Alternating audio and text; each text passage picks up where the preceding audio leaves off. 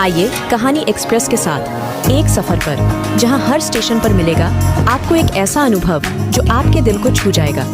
आपके लिए है यह सफर। आप तैयार हैं? तो चलिए, यह सफर शुरू होती है।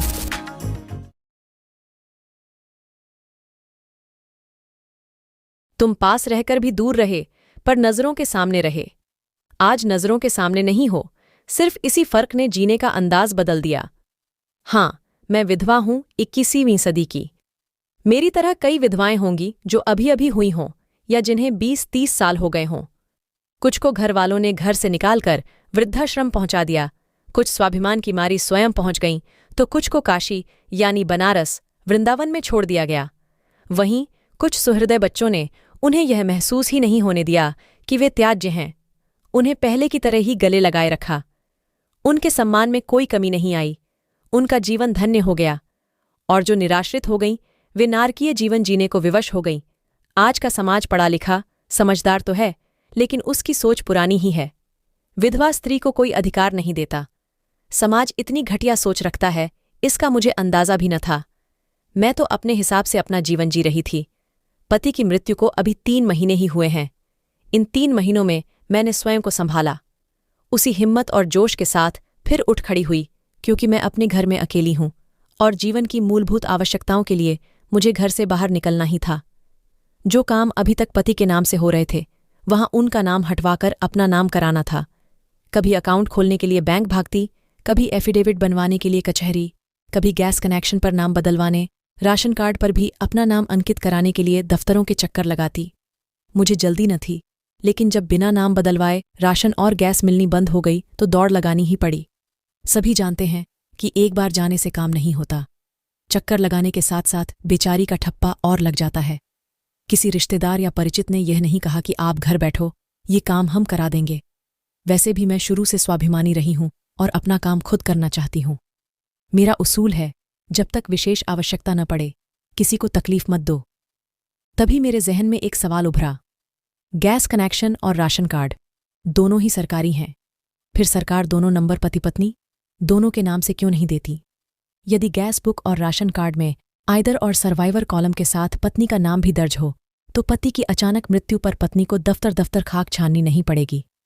खैर, पति की बीमारी के दौरान जब मैं उन्हें लेकर शहर शहर डॉक्टरों को दिखाती घूम रही थी, रात दिन उनकी सेवा टहल में लगी रहती थी। लोग मेरे साहस की प्रशंसा कर मेरा मनोबल बढ़ाते थे।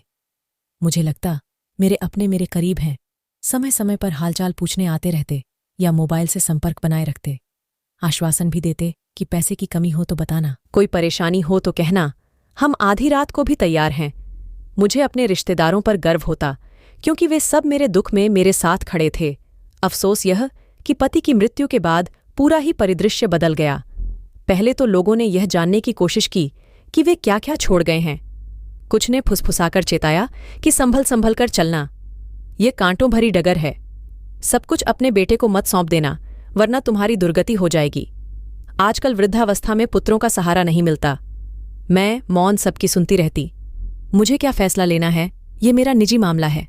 मुझे कोई जल्दी नहीं थी। मैं अपनी सोच को दुरुस्त करना चाहती थी। ये भी पढ़ें शपथ पत्र। भाग 3 सब ने सोचा। पति के जाने के बाद मैं खाली हो गई हूं।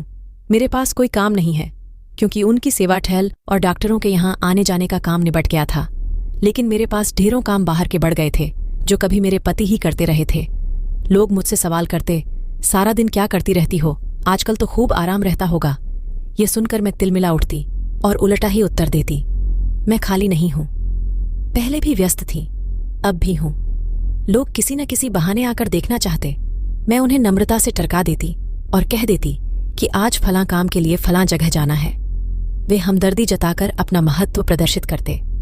मैं समझ रही थी कि जीवन का यह रूप भी इतना आसान नहीं है। औरत को जाने कितने रूपों में अपने आप को एडजस्ट करना पड़ता है। एक परिवर्तन और भी मैंने महसूस किया। जो पड़ोसिनें पहले मुझसे बोलने के लिए लालायित रहती थीं, अब वे मुझे अनदेखा कर निकल जातीं। सड़क के दूसरी ओर मुंह घुमाकर चलतीं। एक आध बार मैंने बात करने की कोशिश भी की, तो सुनकर अनसुना कर दिया। अक्सर शाम को पहले भी और अब भी बाहर लॉन में निकल आती और गेट खोलकर खड़ी हो जाती।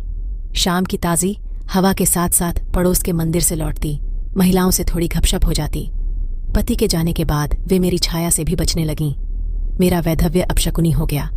हाई ब्लड प्रेशर की पेशेंट मैं पहले से ही थी, अब और भी बढ़ गया।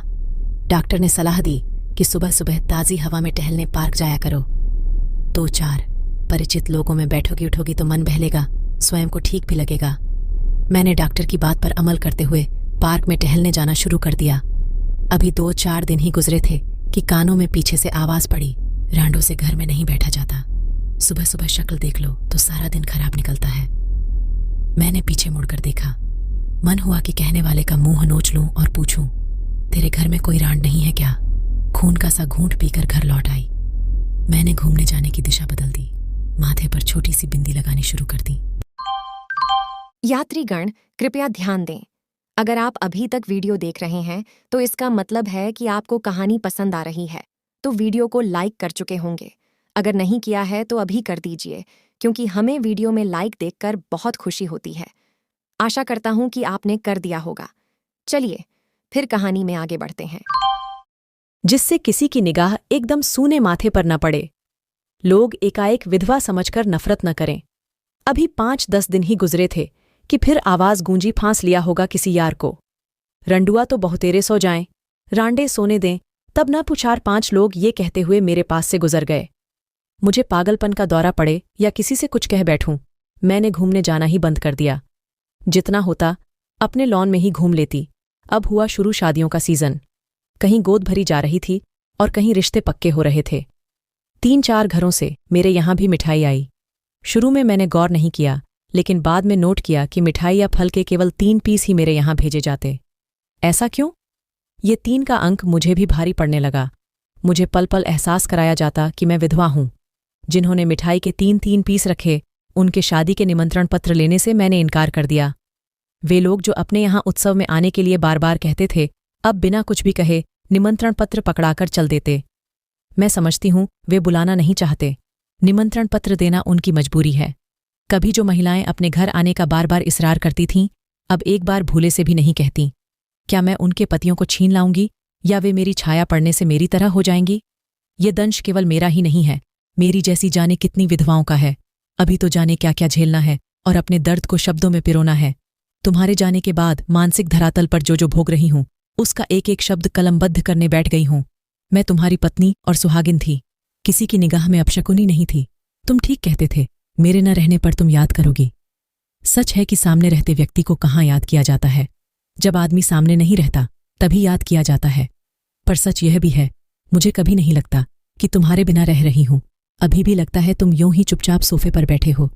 मैं अखबार की मुख्य खबरें बोल बोल कर तुम्हें सुनाती रहती हूं।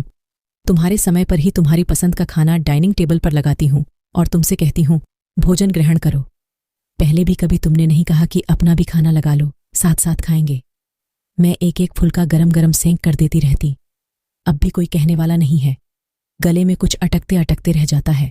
शाम को तुम चुपचाप टीवी देखते रहते, मैं भी चुप बैठी रहती। आज भी चुप बैठकर देखती हूं।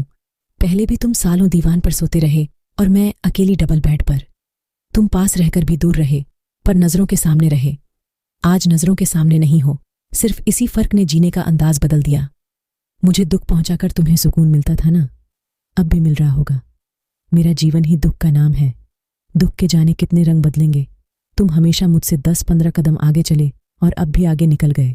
मैं तुम्हारे पद चिन्ह देखती पीछे रह गई। क्यों कभी तुमसे आगे नहीं चल पाई? साथ तुम चले नहीं। लगता नहीं कि तुम्हें साथ छोड़े इतना वक्त हो गया।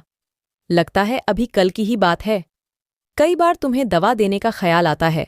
खूंटी से तुम्हारे गंदे कपड़े उतारने को हाथ बढ़ता है। घर में सब तुम्हारी पसंद का था, अभी भी है। मेरी पसंद की केवल किताबें हैं जिन्हें पलटती रहती हूं।